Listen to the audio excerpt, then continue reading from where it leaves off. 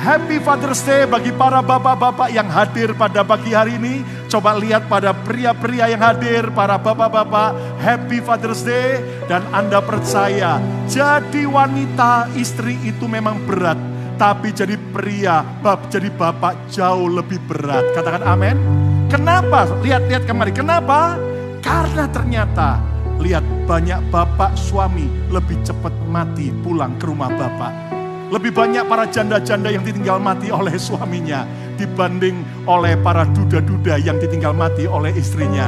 Jadi saudara sekalian, menjadi ibu memang sangat berat, tapi menjadi bapak seorang tugas yang mulia. Tepuk tangan buat para pria-pria, bapak-bapak. Dan hari ini sekalian di hari Father's Day, saya tahu ada orang-orang yang juga bisa bergabung dengan kita. Ada dari Indonesia, dari Manado. Waktu kita ketemu di seminar hamba-hamba Tuhan di Manado. Tepuk tangan yang meriah.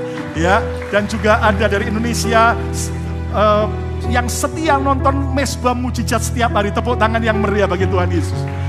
Dan hari ini juga di hari spesial, saudara, siapa yang pernah ke Israel? Angkat tangan sebentar. Oke, 1, 2. Siapa yang belum pernah tapi pingin ke Israel satu hari, angkat tangan. Wow, tepuk tangan yang meriah bagi Tuhan Yesus.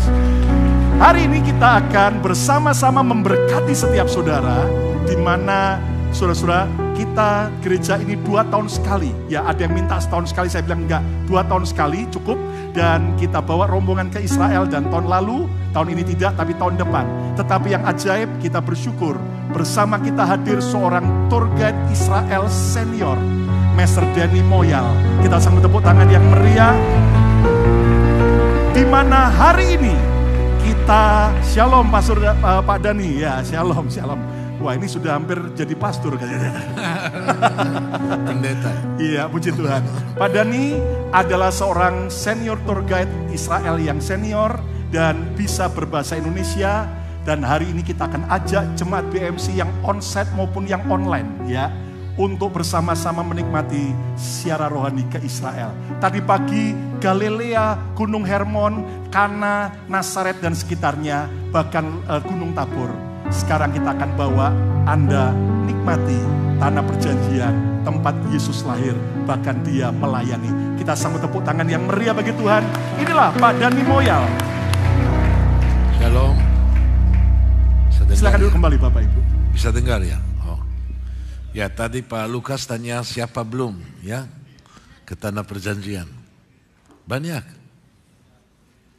belum. Banyak yang belum dan pingin. Yang mau ke tanah perjanjian lagi, katakan amin. Puji Tuhan, banyak. Tapi kenapa banyak belum? Harusnya banyak sudah. Untuk ini tahun depan kalau tanya pertanyaan itu pasti banyak sudah. Amin. Karena sesudah acara di sini pasti Bapak dan Ibu semua harus ikut. Dan biasanya Pak Dani, perjalanan kita kan dari airport naik apa Pak Dani? Dari airport kita naik bus. Ya, langsung coba naik naik bus. Ya. Ini airport dulu. Nah, ini airport dulu. Ini busnya. Maksimal 60 orang Pak Dani ya, satu bus. Bisa sampai 60. Tapi hari ini kita bawa semua naik bus yang sama. Kalau jadi sedikit lebih seperti 5 tahun lebih, 65, 66 orang bisa atapnya duduk ya, seperti India. Ya, bisa duduk di atas. Puji Tuhan. Kita ada bisa lipat. Silakan Pak Dani, ya. berkati. Ini sesudah dari bandara, Bapak dan Ibu sudah landing dan masuk bis ini, bisa lihat berapa senang ya semua karena masuk bis masuk ke tanah perjanjian. Ya, lalu kita akan langsung arah ke Yerusalem. Dari bandara Tel Aviv atau kita bilang bandara Ben Gurion, kita arah ke timur. Arah ke timur karena bandara itu di tepi laut, seperti tempatnya nol. Ya, kalau kita ke Yerusalem kita naik ke atas ke 930 meter di atas permukaan laut, ya kurang lebih. Dan Yerusalem itu tempatnya tinggi, bukan hanya tinggi gunung, itu tingginya juga tinggi rohani. Kenapa kita selalu bilang, orang Israel bilang, naik ziarah ke Bait Suci. Bait Suci ada di Yerusalem, Bait Allah dulu, ya. Berarti semua naik ke Yerusalem. Kita bilang naik karena harus naik ke atas tempat yang tinggi, tingginya rohani, tingginya juga tempat tinggi. Kalau Yerusalem itu kota yang terbesar di tanah perjanjian, kota yang pertama itu jadi ibu kota Israel. Ya, ibu kota Israel bukan Tel Aviv, bukan kota lain. Bapak Ibu di media kadang-kadang bisa dengar seperti Yerusalem, Tel Aviv itu ibu kota. Karena kita ada masalah politik, ya Yerusalem. Karena Yerusalem Timur sama Yerusalem Barat bagi dua sampai tahun 1967. Mulai dari 47 sampai 67, karena waktu perang kemerdekaan 47 Yerusalem Timur dikuasai negara Yordan. Lalu untuk 20 tahun Israel jadi merdeka tahun 1948. Lalu sesudah 20 tahun Israel merasa lebih kuat seperti negaranya, tentaranya, dan buka perang satu lagi namanya Perang 6 Hari tahun 1967. Lalu Yerusalem Timur dikuasai kembali. Jadi gabung sama Barat, jadi satu. Dan itu ibu kota Israel mulai dari zaman Raja Daud 3000 tahun yang lalu sampai sekarang ini Yerusalem selalu ibu kota Israel, ya. Dan itu juga kota yang terbesar, sesudah gabung lagi jadi kota yang terbesar. Dan sekitar 900.000 orang penduduknya. 80% orang Yahudi, ya, ada 20% orang Arab yang tinggal biasanya Yerusalem Timur yang dikuasai oleh Israel waktu Perang 6 Hari tahun 1967. Yerusalem juga banyak orang Yahudi Ortodoks. Beda sama kota Tel Aviv yang kota yang kedua, di situ banyak sekuler, ya, yang seperti sedikit-sedikit Ortodoks di Tel Aviv. Yerusalem itu jauh lebih banyak. Nah, di Yerusalem Bapak dan Ibu banyak ceritanya. Seminggu Yesus ada di Yerusalem, banyak cerita di Yerusalem seminggu itu Bapak dan Ibu. Tapi hanya seminggu Yesus di Yerusalem sudah juga bahaya. Kita mau jalan-jalan lihat semua tempat di mana Yesus pernah di Yerusalem, dan juga dekat Yerusalem ada kota kecil namanya kota Bethlehem. Bethlehem, rumah roti, ya. Dan di situ di Bethlehem itu juga cerita Galilea, sesudah Yerusalem. Kita tadi pagi bicara tentang Galilea, tapi semua itu mulai di daerah Bethlehem, lalu Galilea, terus Yerusalem. Bethlehem mungkin kita bisa lihat itu kita bilang juga di daerah tepi barat. Lalu Bethlehem itu masuk daerah tepi barat karena itu sisi barat dari sungai Yordan yang dikuasai oleh Israel waktu Perang 6 Hari 67 itu. Bethlehem, rumah roti, ada sekitar 60.000 orang penduduknya, orang Arab, sebagian Kristiani, sebagian Islam. Nah, kita lihat di sini itu gereja, namanya gereja kelahiran, The Church of Nativity, ya, itu di Yerusalem. Bisa lihat pintunya, ini foto yang lama, tapi pintunya bisa lihat si pintunya itu pintu yang sedikit pendek, tidak biasa. Tadi kita bicara Galilea, dan saya sudah cerita waktu Bizantium, dan sesudah zaman Bizantium, waktu Persia tahun 614 abad yang ke-7, semua gereja dihancurkan oleh Persia, oleh kerajaan Persia, tapi hanya gereja satu-satunya ini, gereja Nativity, gereja kelahiran Yesus, tidak pernah hancur. Karena ada beberapa versi kenapa orang Persia itu tidak menghancurkan gereja ini. Salah satu versi bisa lihat ada di situ, mereka lihat ada ikon dan ada 3 orang majus. Ya, 3 orang majus itu kelihatan seperti orang Persia. Mereka merasa ini seperti tempat Persia punya, tempat Arab atau Islam punya. Lalu mereka pintunya juga pendek, ya, mereka melihat seperti itu, kuda tidak bisa masuk ke tempatnya itu. Dan karena mereka lihat ikon itu, mereka seperti percaya, mereka pikir, ya, itu tempat Persia punya, mereka tidak menghancurkan gereja itu, ya. Dan di dalam gereja kita bisa lihat gua kelahiran Yesus, itu gua alami dulu, tempat di mana menurut tradisi Yesus lahir. Di situ kita bisa lihat ada 14 sudut dalam bintang Bethlehem. Bintang itu kelihatan jauh seperti kasih azimut waktu ada Maria di Padang Gembala. Nanti kita lihat Padang Gembala juga. Dan gereja ini, gereja kelahiran Yesus itu gereja sangat-sangat indah. Dan itu gereja satu-satunya gereja yang tidak pernah hancur oleh kerajaan Persia. Kalau ini sudah gereja Padang Gembala, itu tidak jauh. Tidak jauh dari kota Bethlehem, cuman hanya 15-20 menit jalan arah ke bawah ke lembah, di mana ada tempat namanya Padang Gembala. Padang Gembala di mana malaikat memberi kabar buat orang Majus itu, dan ada anak Yahudi lahir, itu akan jadi raja yang baru lahir sepertinya. Dan di situ di Padang Gembala itu ada banyak gua-gua alami, ya, di mana biasanya orang Majus biasanya istirahat, biasanya tidur, biasanya disembunyi, atau kalau ada terlalu dingin, terlalu panas, gua selalu tempat yang di mana mereka bisa masuk dan kasih sedikit api jadi lebih hangat kalau terlalu dingin. Yerusalem, Bapak dan Ibu, kadang-kadang ada salju.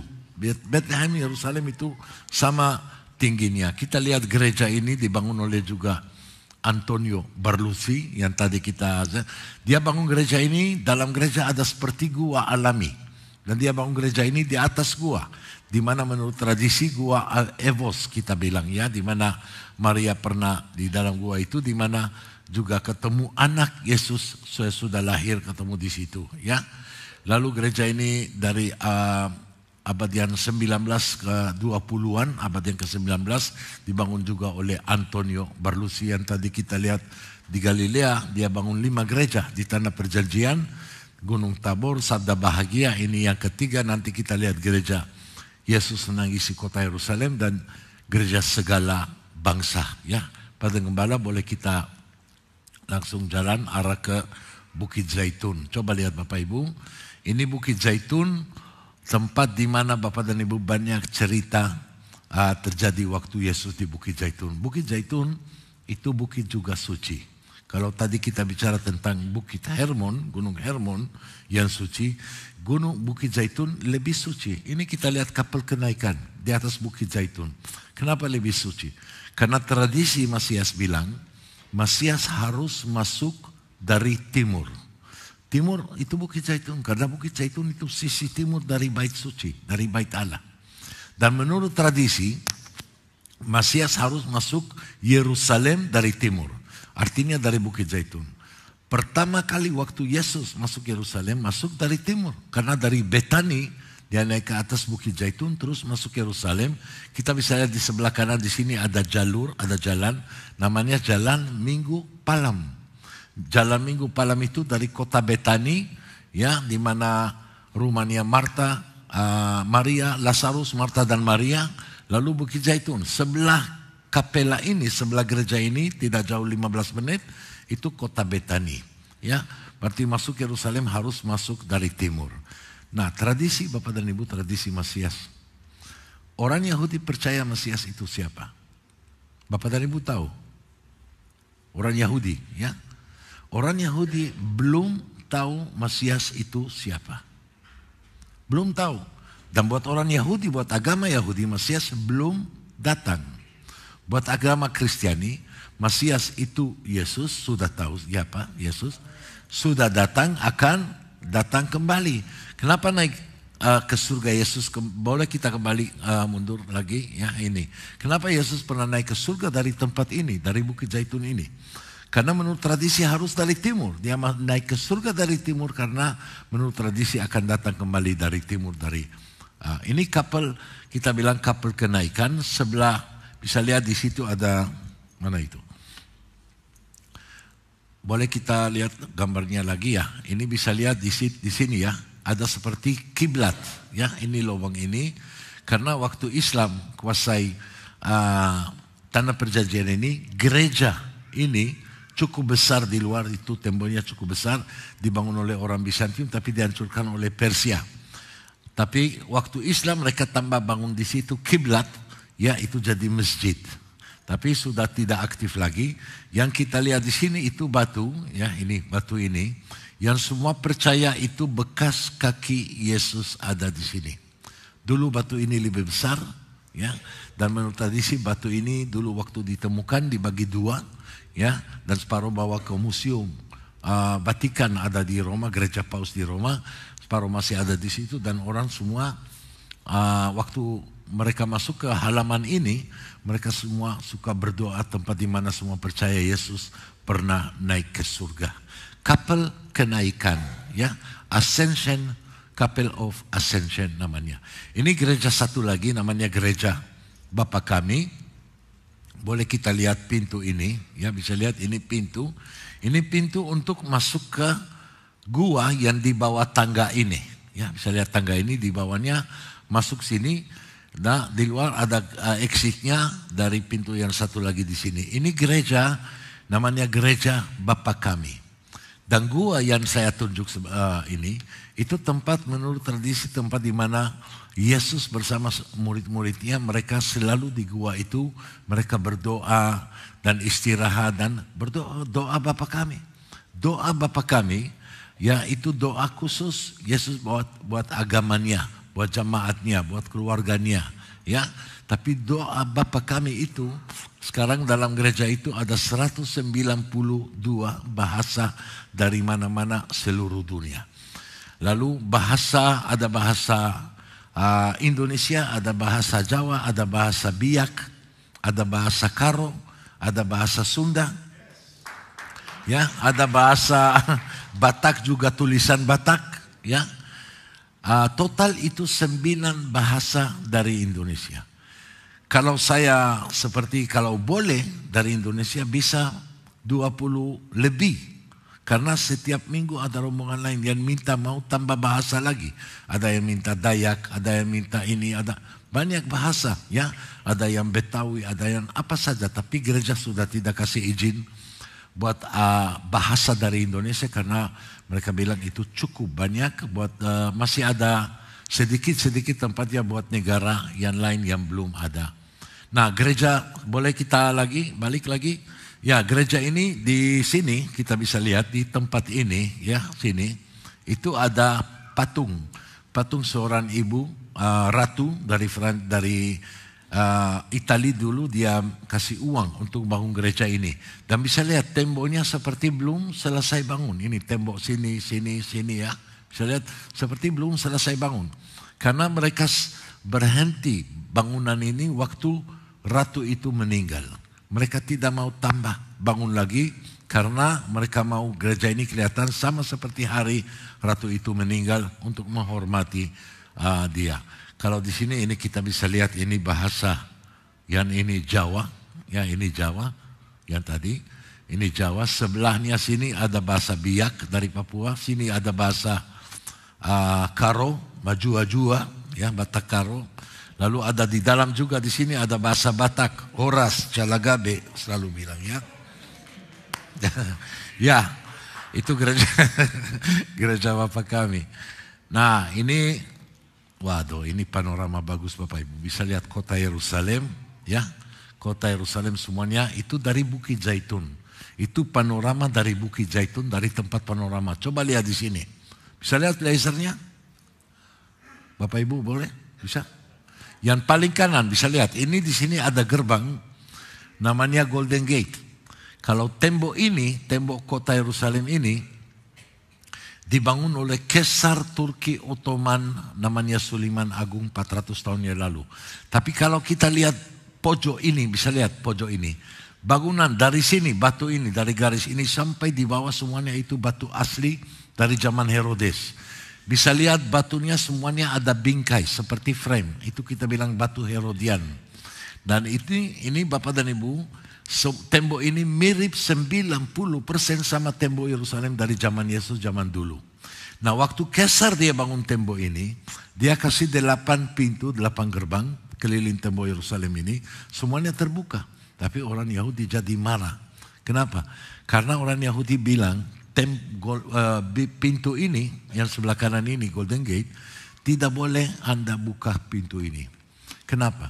Karena hanya Mesias satu saat depan masuk Yerusalem, dia sendiri yang boleh buka pintu gerbang ini dan naik ke atas bukit gunung ini.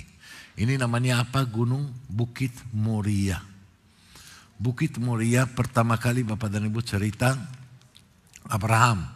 Cerita Abraham bawa anaknya Ishak waktu Abraham diminta oleh Elohim bawa anaknya untuk mengkorbankan Ishak di atas Bukit Moria. Kalau kita lihat masjid yang kuning ini ya, kubah yang warna emas, itu namanya kubah batu, the Dome of the Rock. Kenapa? Bangun di atas batu dari zaman Abraham. Semua percaya itu tempat Abraham. Lalu waktu Raja Solomon, dia bangun bait suci yang pertama, dia bangun di atas Bukit Moria ini, di mana tempat Abraham dan tempat yang maha suci sesudah Raja Daud, papanya. Sesudah Raja Daud bisa bawa tabut perjanjian dari rumah Abinadab, Obed-Edom, dia bawa ke sini, dan Raja Solomon bangun bait Allah dan kasih tempat yang maha suci, maha kudus, di tempat di mana kubah yang warna emas itu ya. Lalu itu jadi tempat yang maha suci. Kalau sebelah kiri sekarang, itu namanya Al-Aqsa. Semua halaman disebut Al-Aqsa. Ya. Al-Aqsa itu jadi tempat yang ketiga suci buat agama Islam. Karena orang Islam, agama Islam, mereka percaya Muhammad Nabi mereka, dia naik kuda namanya Al-Burak dari tempat namanya Mekah sampai Al-Aqsa paling jauh. Itu namanya Isra Mu'raj. Ya. Tapi ini seperti percayaan Islam, dari tempat Al-Aqsa yang paling jauh itu Muhammad naik ke surga. Itu percayaan Islam dalam kitab Islam Al-Quran. Kalau kita baca Alkitab Bapak dan Ibu, perjanjian lama atau perjanjian baru, nama Yerusalem bisa ketemu 700 kali. 700 kali. Kalau kita baca kitab Islam Al-Quran, tidak bisa ketemu nama Yerusalem walaupun 1 kali. Anyway, kita akan lanjut karena Bapak dan Ibu saya harus sedikit lebih cepat ceritanya. Kalau Bapak dan Ibu mau lebih lama, harus ikut tahun depan ya sama Pak Lukas untuk jadi 7 hari ya. Ini gereja Bapak dan Ibu dari jauh. Dari jauh gereja ini kelihatan seperti air mata. Kenapa? Kalau kita baca ayat dari Lukas 19 ayat 41 sampai dengan 44, itu tempat di mana Yesus melihat kota Yerusalem sama seperti tadi kita lihat foto itu ya. Gambarnya itu tempat hampir sama. Sedikit dari Bukit Zaitun turun ikut jalan Minggu Palem sampai di tengah-tengah bukit. Di situ Yesus melihat Yerusalem dan Yesus menangisinya. Dan Antonio Berlucci, ya boleh kita balik lagi. Antonio Berlucci waktu dia bangun gereja ini ya, dia kasih bentuknya seperti air mata, mana Yesus menangisi kota Yerusalem. Ya, lalu dalam gereja pintunya ini di sini, ya, saya lihat di sini. Ya, dalam gereja ada ikon yang ada ayam, dan itu juga cerita dari Matius 23 ayat 37 sampai 39, bagaimana ayam itu mengumpulkan anaknya di bawah sayapnya. Gereja ini satu-satunya, Bapak dan Ibu, satu-satunya menghadap terbalik. Gereja biasanya menghadap ke mana? Menghadap ke timur, di mana matahari terbit. Ini gereja menghadap arah ke barat. Ya, terbalik karena sama seperti Yesus melihat Yerusalem dari timur ke barat dan Yesus menangisinya. Ya, dari gereja tadi kita sampai sini selalu turun dari Bukit Zaitun, turun hampir 900 meter. Biasanya rombongan semua tanya waktu kita keluar dari Dominus Levit ya, Yesus nangis tadi. Bagaimana nanti naik balik lagi? Dan selalu saya bilang ada 2 opsional, bisa naik ke bawah atau turun ke atas, terserah mau kemana. Tidur ya? Naik ke bawah atau turun ke atas ya, bagaimana itu? Ini gereja namanya gereja segala bangsa. Segala bangsa karena banyak bangsa kasih uang donasi untuk bangun gereja ini. Gereja ini bisa lihat indah sekali gerejanya. Itu paling depan altarnya, bisa lihat ikonnya bagaimana Yesus ada di atas batu ini ya, dan Yesus berdoa di Taman Getsemani. Ini tempat di mana Bapak dan Ibu, menurut tradisi, sesudah perjamuan terakhir, Yesus di Bukit Sion. Yesus bersama-sama mereka bersama-sama makan, makan malam Paskah, ya perjamuan di Bukit Sion. Yesus mau pulang ke Betani. Karena tadi saya bilang seminggu Yesus di Yerusalem, Yesus tinggal di kota Betani seminggu di mana rumah Lazarus, Marta dan Maria. Tapi malam ini itu malam Paskah, ya, sudah hari raya Paskah. Malam itu Yesus tidak boleh pulang ke Betani. Karena ikut hukum agama Yahudi Bapak dan Ibu, 613 perintah, commandment, ya 613 hukum. Salah satunya dalam bahasa Ibrani kita bilang Thum Shabbat, batas Shabbat. Apa artinya batas Shabbat itu? Kota-kota Israel semuanya Bapak dan Ibu, Thum Shabbat itu batas Shabbat, itu ada kabel seperti keliling kota. Itu kabel yang kasih teritori buat kota itu, tidak boleh lewat kabel itu kalau hari suci. Seperti Thum Shabbat, batas Shabbat, Shabbat itu hari suci. Untuk hari raya juga, karena tidak boleh keluar dari batas itu. Kenapa? Karena hari suci harus tinggal di dalam teritori yang suci. Di luar itu banyak godaan yang tidak suci, ya, banyak mata tidak boleh tergoda dengan dosa, dengan apa saja, ya, yang orang di luar batas itu bikin. Untuk ini batas Taman Getsemani itu batas paling jauh di mana Yesus boleh jalan. Karena Betani punya batas sendiri, batas Syabat sendiri. Karena kota sendiri, bukan Yerusalem, dekat. Yerusalem batasnya, Betani batasnya. Untuk ini Yesus tidak boleh pulang ke Betani. Dan Yesus pilih tempat yang paling jauh. Dia boleh itu Taman Getsemani. Boleh kita balik lagi ya sebentar ke ini. Ini salah satu 8 pohon yang ada di dalam taman. Namanya Taman Getsemani. Gat Shmanim bahasa Ibrani. Taman Getsemani bahasa Ibrani Gat Shmanim. Artinya apa? Tempat pemerasan zaitun. Oil press. Ya. Dan di Taman Getsemani harus ada tempat pemerasan zaitun, karena itu kaki bukit zaitun. Kenapa disebut namanya bukit zaitun? Karena bukit zaitun itu bukit di mana ada banyak pohon zaitun. Di mana banyak pohon zaitun harus ada tempat di mana bikin oil press, pemerasan zaitun. Untuk ini ada 8 pohon zaitun yang seperti ini, yang sangat tua dan sudah 2000 tahun lamanya dan masih berbuah, tidak pernah mati. Coba lihat, pohon ini hampir mati, tapi langsung ada tunas baru. Seperti ini, ya, ada tunas baru.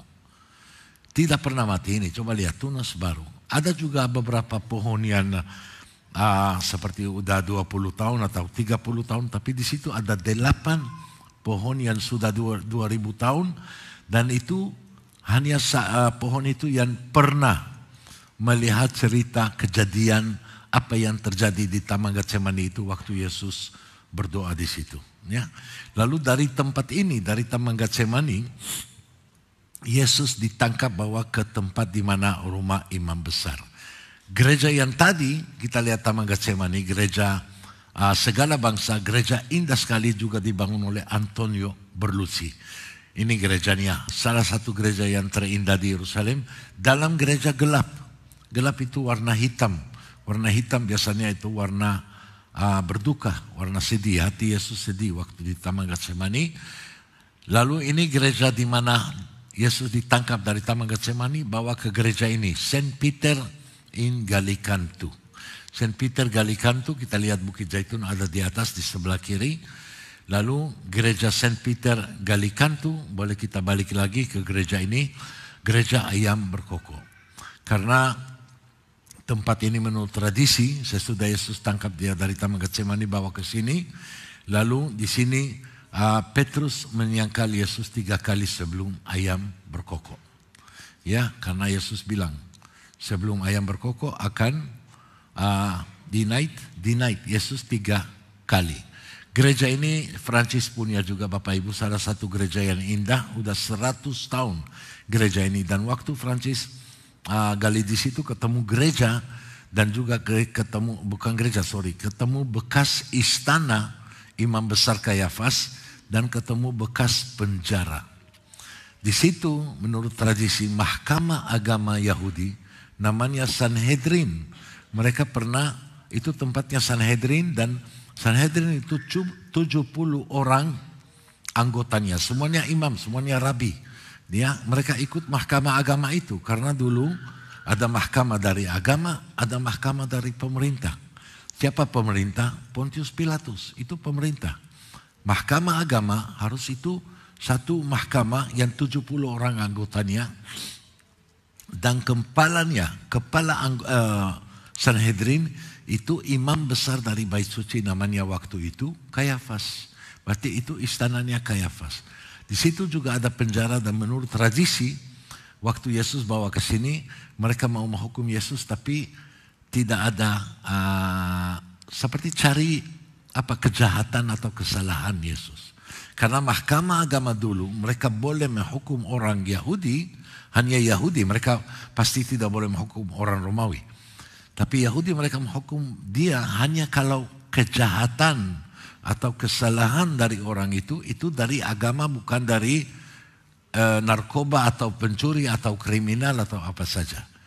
Ya, tapi tidak ada alasannya. Untuk ini Yesus di penjara 1 malam. Dalam gereja itu ada penjara paling bawah. 1 malam di penjara di situ, dan di situ Yesus waktu di penjara Yesus berdoa dari Mazmur 88. Besoknya bawa Yesus ke tempatnya Pontius Pilatus. Kalau di sini kita lihat ada tempat perjamuan terakhir, upper room. Ya, kita ada 2 lantai. Ini lantai, ini upper room, ini ruang atas. Itu kenapa ruang atas? Di atas, di bawah ada apa? Kalau ini ruang dian di atas, di bawah ada apa? Di bawah ada makam Raja Daud. Lantai pertama, lantai 2 upper room. Upper room ruang atas, tempat di mana semua percaya. Itu tempat di mana Yesus merayakan hari raya Paskah, malam pertama Paskah bersama-sama muridnya. Di upper room itu mereka merayakan Leil HaSeder. Bahasa Ibrani Bapak dan Ibu, malam pertama namanya Leil HaSeder. Dan itu malam yang paling penting dalam hari raya Paskah 8 hari. Malam pertama itu paling penting. Karena malam pertama itu semua keluarga kumpul bersama-sama. Perjamuan bisa besar, semua orang tua, anak, cucu, semuanya. Ya, lalu mereka berdoa cukup lama, 5-6 jam bisa malam itu. Karena ada cerita bagaimana Musa akhirnya bawa orang Israel keluar dari Mesir, dan 40 tahun ada di Mesir sampai masuk ke tanah Kanaan, tanah perjanjian. Dan itu malam yang senang sekali orang Yahudi, minum anggur terus, dan karena cerita itu bagaimana umat Israel bisa akhirnya pulang ke tanah perjanjian, tanah Kanaan. Untuk ini itu malam pertama, malam penting, dan Yesus bersama keluarganya. Keluarganya Yesus siapa? Muridnya. Ya, mereka bersama-sama merayakan hari raya di sini dekat makam Raja Daud. Bahasa Ibrani Bapak dan Ibu kita bilang Mashiach ben David. Masias anaknya Daud. Ya, untuk ini Bapak dan Ibu, keturunan Raja Daud harus Masias. Lalu di sini kita juga bisa lihat, sebentar kita bisa kembali ke foto yang tadi. Ini bisa lihat di sini juga mereka orang Islam waktu kuasa Yerusalem, mereka tambah bangun di sini kiblat, ya, arah ke Mekah. Ada tulisan di luar, ada tulisan bahasa Arab, ada tempat imam Islam lagi khotbah di sini. Tapi sudah tidak Masjid Aqtab, itu jadi tempat netral hanya buat orang Kristiani. Karena itu juga tempat di mana semua percaya Roh Kudus dicurahkan di tempat ini. Ya, ini Bapak dan Ibu yang tadi saya sedikit cerita, sekarang saya akan tambah sedikit. Ini kubah batu di dalam masjid ini itu seperti simbolik. Itu masjid, bukan masjid buat sembahyang atau solat atau apa. Sebelahnya ada Al-Aqsa, ya, sebelahnya ada Al-Aqsa. Di situ yang, tapi halaman semua itu jadi disebut halaman Al-Aqsa. Ini Golden Gate, ya, ini Golden Gate. Bisa lihat yang tadi saya cerita, ya, yang akhirnya Kaisar Turki Ottoman dia menutup gerbangnya. Awalnya buka lalu ditutup karena menurut tradisi Masias akan buka gerbang ini dan naik ke gunung Tuhan, kita bilang Mazmur 24, atau juga bisa ayat yang satu lagi Yesaya 2 ayat 2. Semua satu saat depan akan kumpul di atas gunung ini, gunung Tuhan. Kalau ini bukit kubah batu ini, itu kubah di mana menurut tradisi saya tadi cerita Abraham mau mengkorbankan Ishak dan bait suci bangun di situ. Kalau kita balik lagi tadi bukan satu lagi ya, ini tembok ratapan Bapak Ibu di depan ya. Tembok ini yang kita lihat sini Bapak Ibu ya. Ini tembok yang asli tembok barat. Namanya tembok barat. Karena itu sisi barat, ini temboknya. Itu sisi barat dari bait suci yang tadi kita lihat. Waktu Titus tahun 70 abad pertama sesudah Masehi, Titus menghancurkan kota Yerusalem dan bait suci. Tembok barat ini tidak bisa dia hancur karena batunya terlalu besar, terlalu tebal, dan terlalu berat sampai temboknya tidak bisa hancur. Dan buat orang Yahudi jadi ini tembok yang menggantikan bait suci untuk sementara. Karena orang Yahudi percaya waktu Mesias datang, bait suci yang ketiga akan bangun lagi di tempat yang sama di atas Bukit Moria itu. Dan tembok ini akan pakai untuk kedua kali. Dan kenapa? Karena orang Yahudi percaya waktu upacara yang tadi saya cerita setahun 3 kali orang Yahudi naik ke bait suci, Pesach, Shavuot, Sukkot, Paskah, Pentakosta Punduk Daun, upacara besar ada di atas bait suci. Ada imam besar, ada korban, ada upacara besar. Dan orang Yahudi percaya dalam batu ini, karena asli masih ada kemuliaan Allah di dalam Elohim, ya, di dalam tembok ini. Untuk ini orang Yahudi meratap di tembok ini Bapak Ibu. Karena mereka orang Yahudi percaya kalau ratapan itu terus-terus ada ratapan, itu Mesias akan datang lebih cepatnya. Seperti suruh Mesias datang lebih cepatnya. Dan tembok ratapan itu jadi tempat yang sekarang seperti menggantikan bait suci untuk sementara sampai bait suci yang ketiga akan bangun lagi. Lalu kita lihat peta jalan salib itu dalam kota Yerusalem lama. Itu seperti kalau kita jalan dalam jalan salib itu di mana Old City, ya, tempat di mana sesudah semalam Yesus di penjara, tempat tadi di mana gereja ayam berkokok itu, paginya bawa Yesus ke tempat namanya Benteng Antonia. Benteng Antonia. Ini kita bisa lihat di sini, di mana kita tulisan lihat ada Temple Mount, ya. Temple Mount itu sebelah kanan, di mana tulisan Via Dolorosa sini, ya. Ada di sini, ini kita lihat bagian ini persis itu Antonia Fortress, bisa lihat. Benteng Antonia. Kenapa Benteng Antonia? Pontius Pilatus tinggal di kota namanya Kaisaria, jauh di tepi laut. Tapi waktu orang Yahudi naik ziarah bait suci setahun 3 kali itu, Pontius Pilatus harus ikut naik ke Yerusalem. Kenapa? Karena ribuan orang, terlalu banyak. Dia harus lebih dekat, dia harus kontrol. Untuk ini dia ada benteng, dan sesudah Yesus semalam di situ di penjara di mana gereja ayam, paginya bawa Yesus ke Pontius Pilatus untuk menghukum dia. Yesus dihukum oleh Pontius Pilatus di tempat Benteng Antonia itu. Benteng Antonia itu karena orang Romawi bisa jaga halaman bait Allah. Karena dalam halaman bait Allah yang boleh masuk ke halaman bait suci itu hanya orang yang agamanya Yahudi dulu, 2000 tahun yang lalu. Yang tidak Yahudi tidak boleh masuk. Untuk ini Romawi bagaimana bisa jaga? Mereka bangun benteng. Dari benteng itu mereka bisa watching, ya.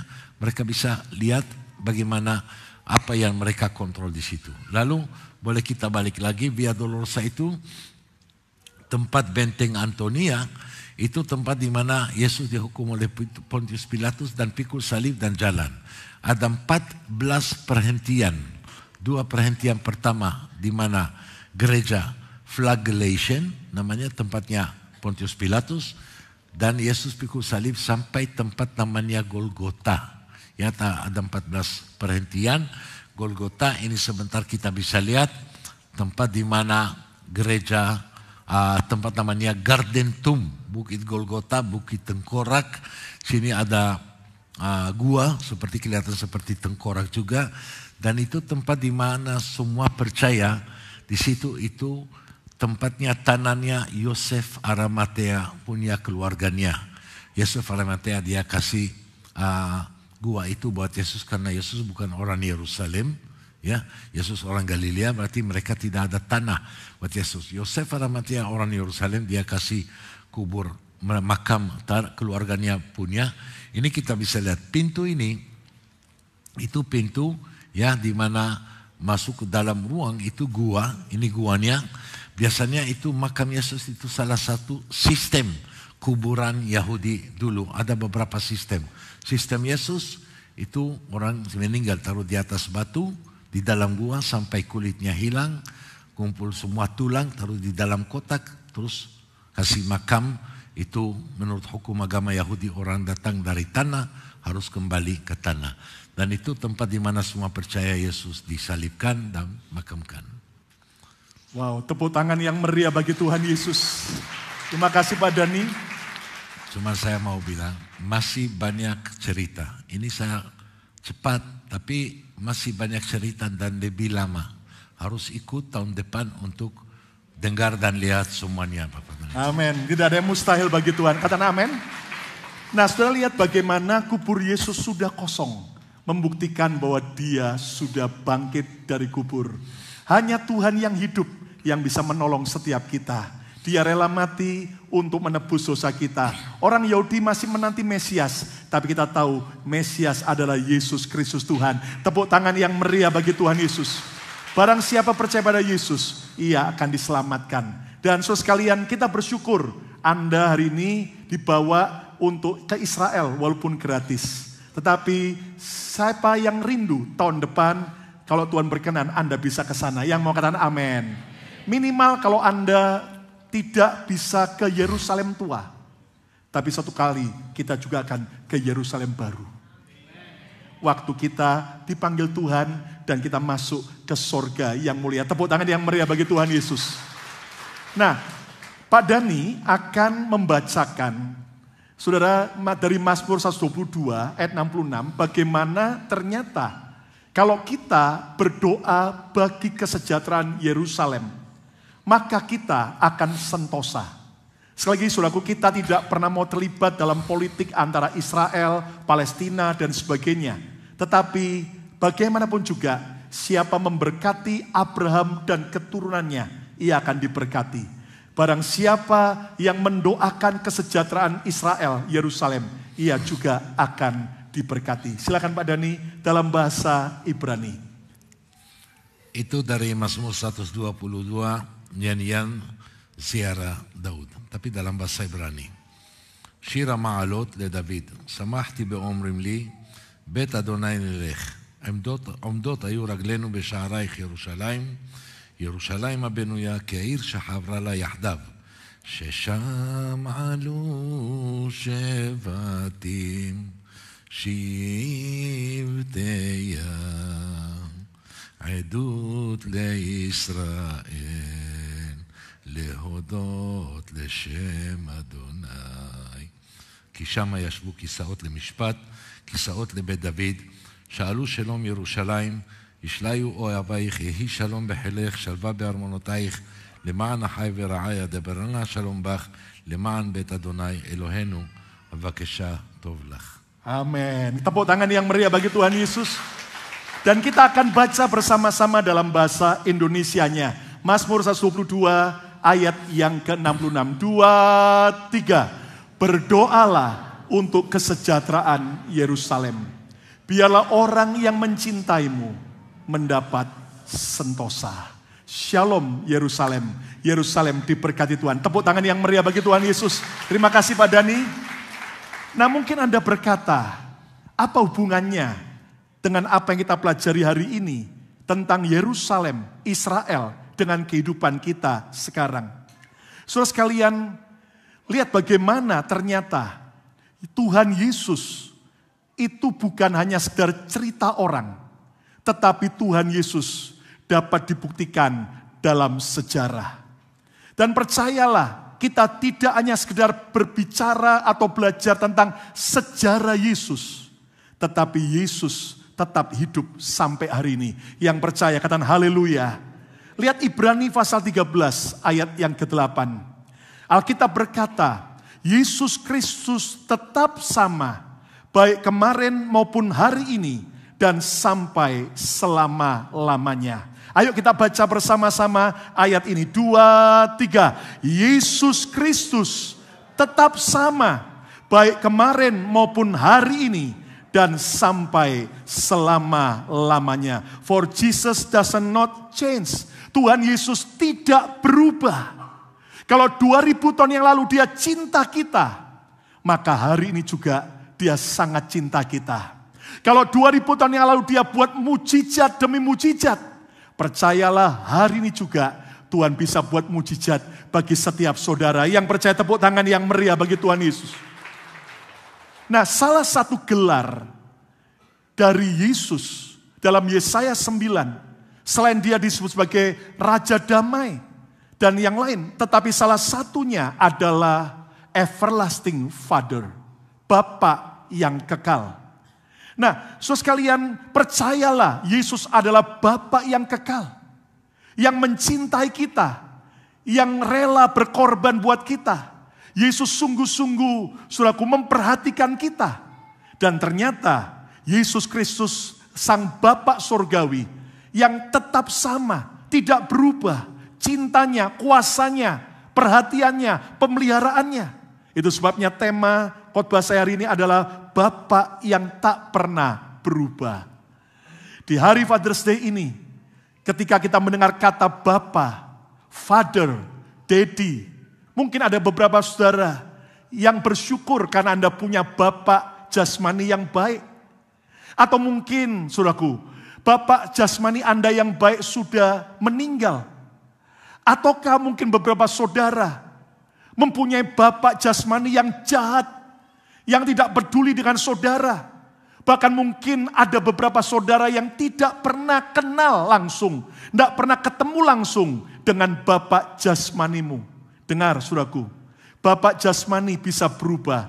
Bapak jasmani bisa datang dan meninggalkan kita. Namun ada kabar baiknya, Yesus Kristus, Bapa Surgawi yang tak pernah berubah. Yang percaya tepuk tangan yang meriah bagi Tuhan Yesus. Manusia bisa berubah, tambah lama tambah tua. Dulunya begitu ganteng, cantik, tapi lama-lama mulai kusut. Saudara sekalian, itulah manusia yang akan berubah. Namun Yesus Kristus tak pernah berubah. Yang percaya coba katakan Yesus Kristus tetap sama. 2, 3. Nah, apa yang Paulus katakan? Yesus Kristus tetap sama kemarin, pada masa lalu, hari ini, present time, hari ini sekarang, dan selama-lamanya pada masa yang akan datang. Apa makna Yesus Bapa yang tak pernah berubah? Yang pertama, Yesus nyata bagimu di masa lalumu. Saudara sekalian, semua kita punya masa lalu sendiri-sendiri. Setiap kita punya cerita sendiri-sendiri. Saudara, masa lalu adalah apa yang sudah terjadi mungkin kemarin, minggu lalu, bulan lalu, tahun lalu, 10 tahun yang lalu, 20 tahun yang lalu, 30 tahun yang lalu. Ada banyak orang sampai hari ini, mereka belum pernah berdamai dengan masa lalunya. Mereka belum bisa move on. Kenapa? Mungkin setiap kita pernah di masa lalu dilukai, dikecewakan oleh seseorang. Sehingga rasa luka itu yang mungkin pernah kita alami 20 tahun yang lalu. Tetapi sampai hari ini kita masih terus merasa sakit. Hari ini, saudaraku, Yesus nyata bagimu di masa lalumu. Izinkan Tuhan menyembuhkan luka kekecewaanmu, kepahitanmu di masa lalu. Supaya hari ini Anda merdeka di dalam Yesus. Yang mau sembuh dari masa lalunya, tepuk tangan yang meriah bagi Tuhan Yesus. Mungkin ada beberapa saudara yang di masa lalu kita pernah berbuat dosa. Kita pernah berbuat kegagalan, bertindak bodoh, sesuatu yang memalukan.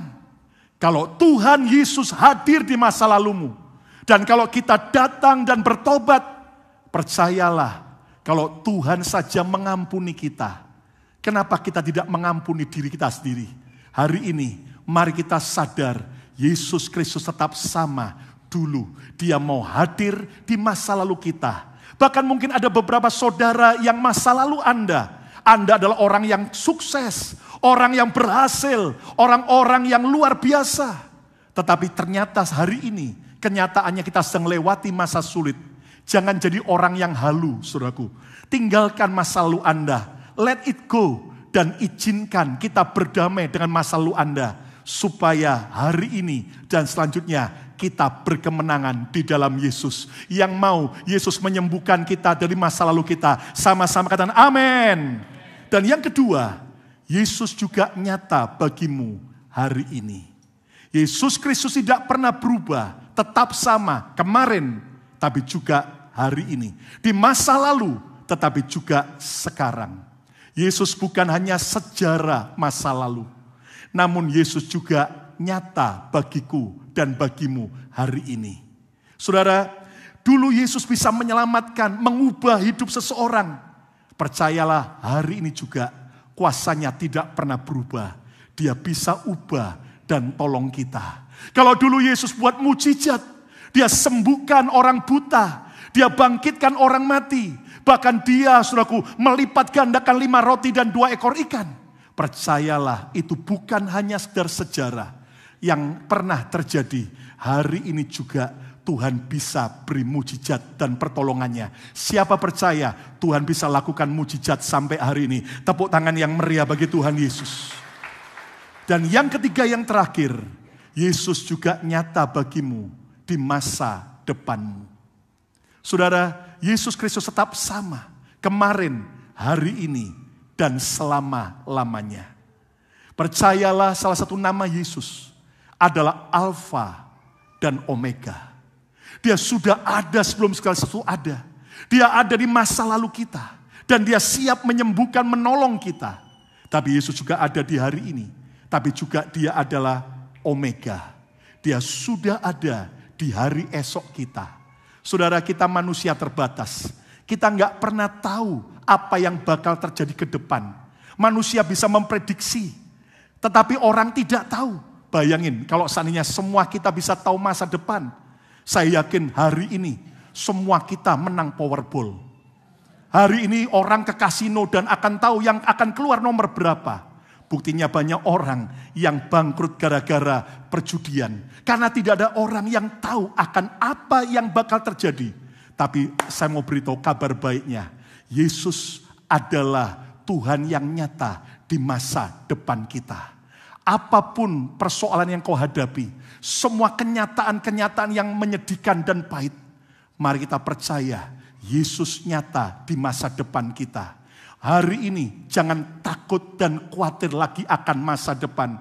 Apapun prediksi para pakar ekonomi, apapun kata orang-orang, tapi kita tetap percaya Yesus Bapa yang tak pernah berubah. Dia nyata di masa depan kita. Yang terbaik, the best is yet to come. Yang terbaik Tuhan sudah sediakan buat setiap kita. Tepuk tangan yang meriah bagi Tuhan Yesus. Hari ini persiapkan apa yang terbaik bagi masa depanmu. Selebihnya berserah total. Percaya kepada pengaturan Tuhan. Izinkan Tuhan yang pegang kendali. Ambil kendali.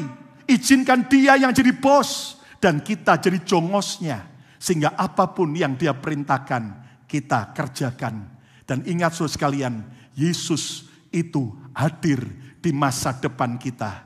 Beberapa saudara mungkin sedang takut akan hari esokmu. Hari ini kita tahu dan kita sudah lihat kubur Yesus sudah kosong. Dia sudah bangkit dan dia Tuhan yang nyata di masa depan kita. Tepuk tangan yang meriah bagi Tuhan Yesus. Kesimpulannya, Yesus Kristus Bapa yang tetap sama. Kemarin, hari ini, dan sampai selama-lamanya.